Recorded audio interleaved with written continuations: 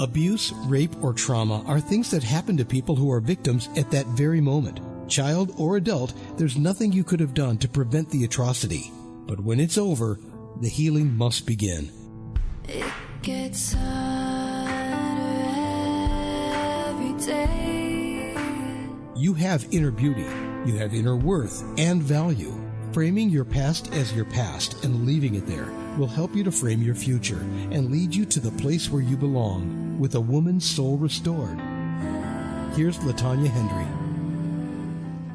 Hello, and welcome to A Woman's Soul Restored. Today we will be visiting the source of abuse, the mechanics behind what would take someone's mind in the direction to hurt someone else. Men and women are created differently. Men are protectors, providers, and are supposed to set the tone. However, women are nurturers, sensitive, and are more prone to see about others with a level of concern and compassion. There are women that are abusers, but the numbers are much higher for men. Where does this stem from? Is it a level of anger or frustration that causes one to snap, per se? Or is it how someone was raised or what they saw growing up in their household? Nurture versus nature. Both are key in our development, so both are answers to this question. Some men that have been hurt by women in relationships, in return begin to hurt women physically. But a deeper root cause is an upbringing where something was witnessed in the home or happened to that child in the home when they were young. They either was not able to handle it as a child and grew up with it, or they acted out as children. Though instances of sexual violence takes place with strangers, 85 to 90% are perpetrated by someone that is known by the victim. That number is staggering. We are told as children, and most of us have told our children, to beware of stranger danger. That is true, but we are not properly prepared for family, friends, or co-worker dangers.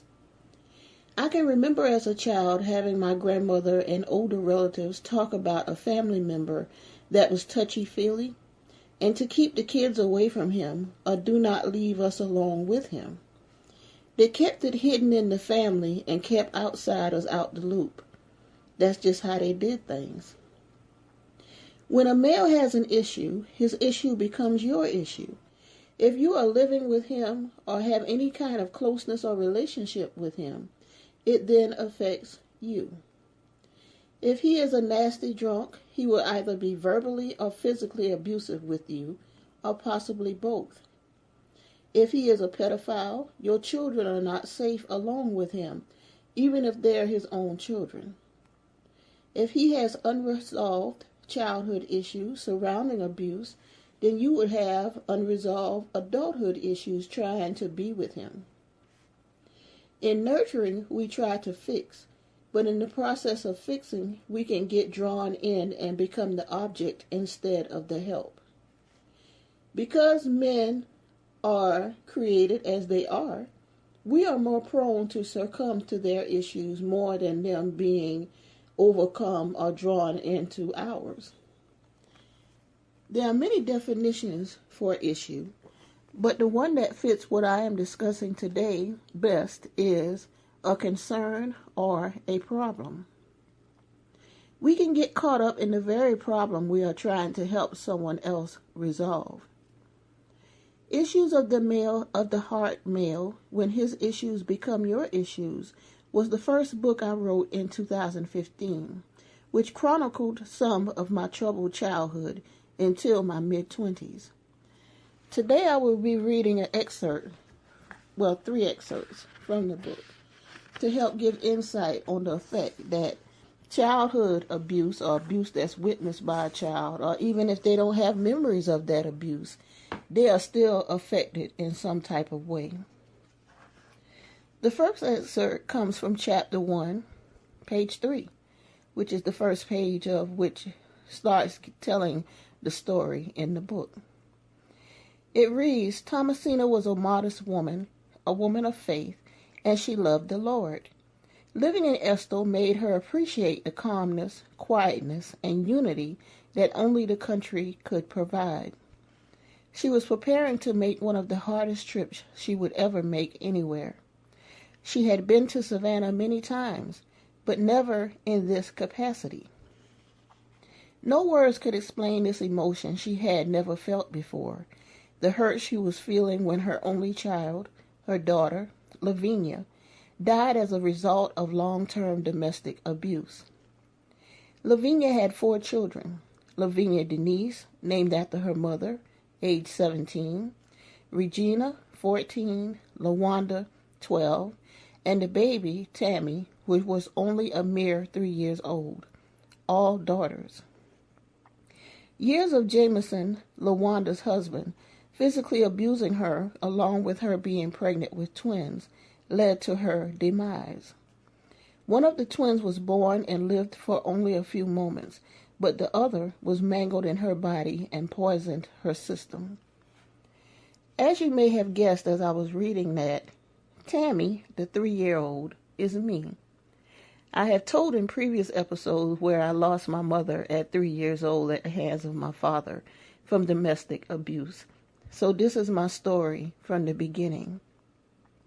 This shaped me into who I was growing up and to who I became in my mid-20s.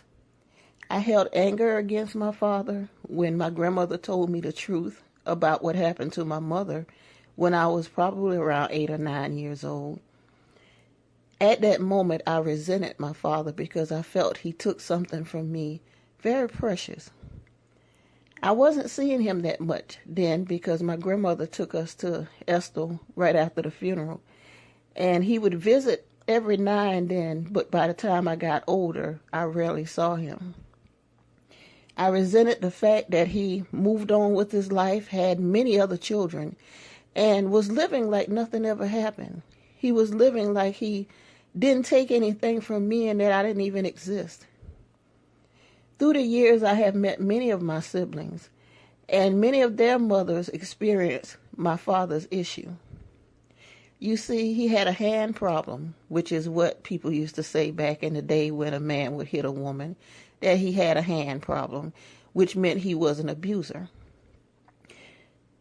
Unfortunately, my father abused every woman he was with, even after I reconnected with him at the age of 17. Every woman that he was with, he abused, he hit, he beat. That was his issue, so that became their issue.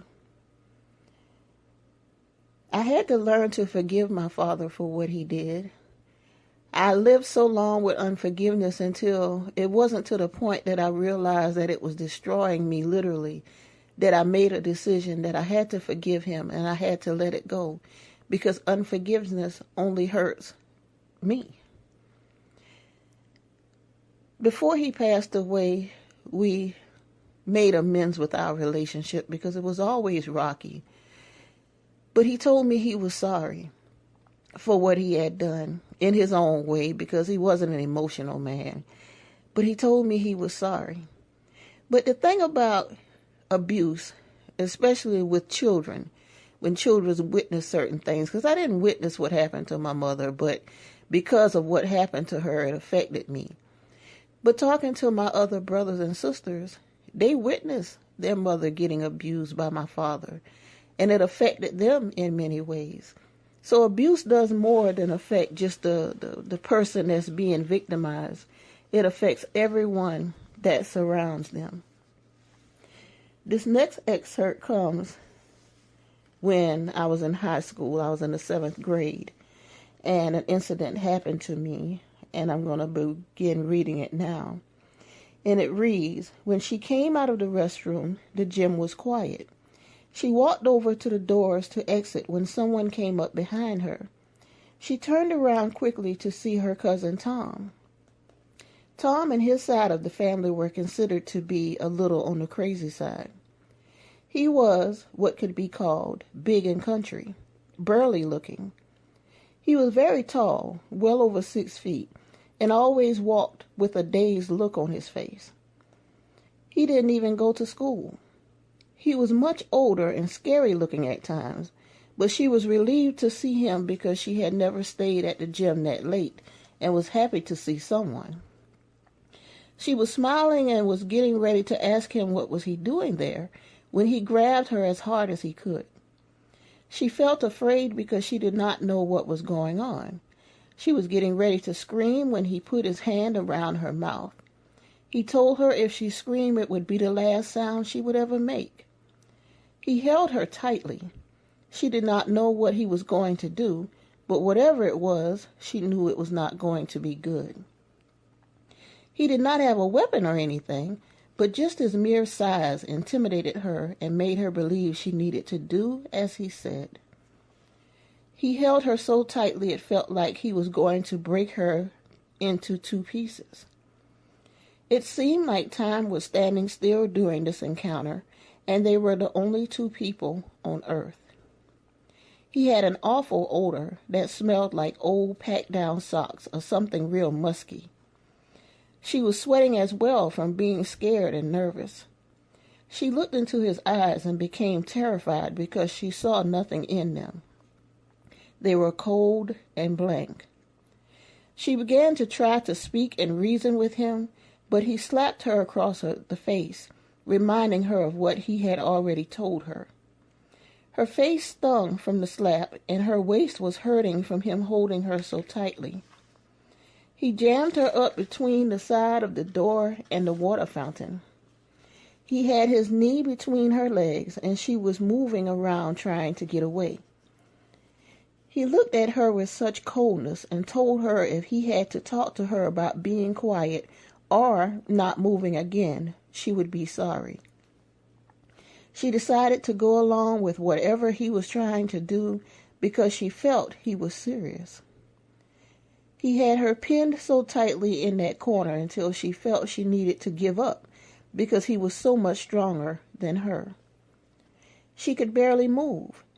He ripped her shirt with aggression and force. He was trying to hold his body up against hers while loosening his pants. He got frustrated because it was taking longer than expected, and because as much as she tried, she could not be absolutely still. She was afraid, and her body was moving on its own, but he was not saying anything to her at this time. She realized what he was trying to do. She began to cry and beg him not to do this thing. She pleaded with him that they were family, and she would not tell anyone if he just let her go right then. But he told her to just shut up, and he would let her go when he got ready. He was able to get his pants loosened finally, and they fell around his ankles. He then fixated on her shorts. He began pulling at them, and she was fighting back, but it was no use. He got to a point where he could pull them down. He ripped her underwear with brute force. She never felt helpless like this before. There was nothing she could do. She was crying profusely at this point. He was trying to penetrate her, but nothing was happening. He looked at her and said he heard that she was a loose girl, and he should be able to get in, but he could not. She was in so much pain because he was literally trying to force himself in her. She began to scream because of the pain. She was frightened and made up in her mind this was not going to happen to her. He kept trying, but it was not to be. But just the fact that he was so big, what he was trying to do made her hurt even more. He got discouraged because he was not able to do what he intended to. He tried to shift his body, and when he did, she saw an opportunity to run. She slipped between him and the water fountain and ran as fast as she could. He reached after her, cursing, but she was already gone. This cousin was all of 19, 20, maybe even 21 years old. And this shaped me because it changed my opinion of male-female relationships, even in families. He was scary, and that occurrence was scary. And it took everything in me to tell my grandmother what happened to me when I ran as fast as I could to another family member's house, and they took me home. The country had a way of dealing with justices without involving authorities, and family justice took care of this. I was young, but I was also scared. And things I was doing in my youth when I was in middle school did not leave much to him thinking that maybe I was a loose girl. But I had not had sex with anyone yet. I was still a virgin. So what he was doing to me was very painful. It made me realize that all family is not going to help you. All family is not going to protect you and love you and put your best interests at heart. But some families just out for themselves and meet their needs and what they can get just for them. This was an experience that I still take with me even till this day. This last bit that I'm going to read is from my relationship with my daughter's father. At this point, I was 17 and my daughter was 4 months old. And it reads, "One evening when he came home, he was in a particularly bad mood. She had prepared dinner, and he had eaten and went upstairs to take a shower. By the time he came out of the bathroom, she was sitting on the bed changing medicine. She was going on 4 months old and growing very fast. He came over to the bed and looked at the baby. He loved the child and often would just hold her when he got off from work and got comfortable. It was Tammy he was having the problem with. As she was finishing up with the baby, she was looking over at the TV and the news was on. They had found a prostitute on the west side of town, dead behind a dumpster. She was trying to hear the full story, but after she heard the name of the woman, she did not need to hear any more. It was Marcia. She was devastated as she sat on the bed in a state of shock. What had happened, she wondered, and how were her kids? Her brain was spinning from her head hurting so badly. Bart thought she was purposely ignoring him and began to get angry. He slapped her across the face. She looked at him in disbelief. He had such a cruel look in his eyes that she had never seen before. She reached down to get medicine so she could go downstairs. Bart followed her, arguing the entire time. She put one foot down to proceed down the steps, and she felt his hand on her back with force. He pushed her. She lost her balance, and all she could do was cradle Madison so she would be safe. Going into chapter 11, Tammy was in the hospital once again. She looked around the room and then looked down at her stomach. She was in massive pain. She began trying to recall what happened. Then her thoughts automatically drifted to Madison. She began to buzz for the nurse, and when she came in, she was crying and inquired about her baby. The nurse looked at her and explained what was told to the hospital when she was brought in, that she was trying to tend to the baby, made a misstep, and took a horrible fall. But in wrapping her body around the baby as they were falling, the baby was unharmed, checked by the hospital just in case, but was released because she was fine. After she knew that Madison was unharmed, she then asked about herself. The nurse told her she had a fractured arm, sprained ankle, and some bruising. She also ripped some of the stitches she had in her stomach, but in a few days she should be able to go home. The nurse looked at her with concern. Tammy asked, was it something she was not telling her? The nurse then proceeded to ask her very compassionately, did she fall as it was reported? Was she pushed? Or something happened beyond her control? Tammy was considered the question, and when she was getting ready to answer, Bart walked through the door. He was smiling and had flowers in his hand. He walked to the bed, leaned over, and gave Tammy a kiss. The nurse grabbed Tammy's right hand and gripped it. She told Tammy if she ever needed to talk, she was available. As she exited the room, Bart took his hand and squeezed her face, telling her she would be dead before he would ever lose her. He reminded her she had no family to go to, and he and his family were the only ones that cared about her. He looked her in her eyes and told her, just like he was able to tell the hospital she just took a fall on her own, that if something more serious were to happen to her, it would be so easy to come up with something to explain it. Tammy decided at that moment to keep her situation to herself. Bart was right. No one cared about her except his family, and she really did not have anyone else. It was better to be beaten and alive than telling her story and be killed. This happened when I was 17. My daughter's father was 19. We were teenagers, but teenagers in a very tumultuous and very dangerous and abusive relationship.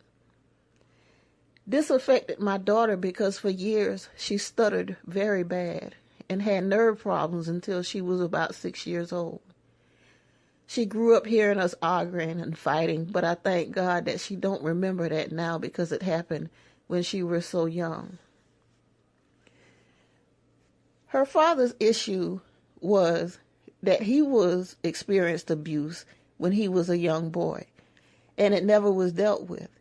So he had aggression. Even after we weren't together anymore, he remarried, and he abused his wife terribly to where her face was disfigured. The same thing with my cousin. He had a mental issue, but within that mental issue, he did not have the capacity to understand that I was a mere child, and he was my family. He was my cousin. And what that would have done to me mentally if he was able to accomplish successfully what he was trying to do to me. The issues of those men around me became my issue, even my father, even what he did. So throughout my whole life, the issues of the males in my life became my issue. These are things that happen to all of us. Everyone doesn't have a negative issue, and even if they do, it's not something that's out of control. When we don't know how to control an issue or control a situation or a problem, that's when it becomes the problem of the people around us, not just your personal problem. I encourage you that if you are in this kind of relationship or if you know someone, please get out, because it may end up that your only out is a slab in the coroner's office. Don't let that be your finale. If you have children, don't leave your children motherless, because I don't know what my life would have been if my mother had lived, and I often wonder that. Be here to tell your story. Be here to live your truth. Be here to help someone get to their truth. But don't be a statistic of a battered woman or a woman that was killed in the act of a domestic violence or a rape. Live to tell your story. If you would like to purchase this book, you can find it on Amazon. It's called Issues of the Heart, Male, When His Issues Become Your Issues. Or you can go to my website, www.livelifenow.net/books. That's www.livelifenow.net/books. I hope you have enjoyed this session. Next week, please tune in where I have a special guest on behavior and mental issues which are affected by abuse. And she will give us some insight on what happens to us in that capacity when we have went through a traumatic event. What does it do to us mentally? So for this week, this is Latonia Hendry with A Woman's Soul Restored. Have a blessed week.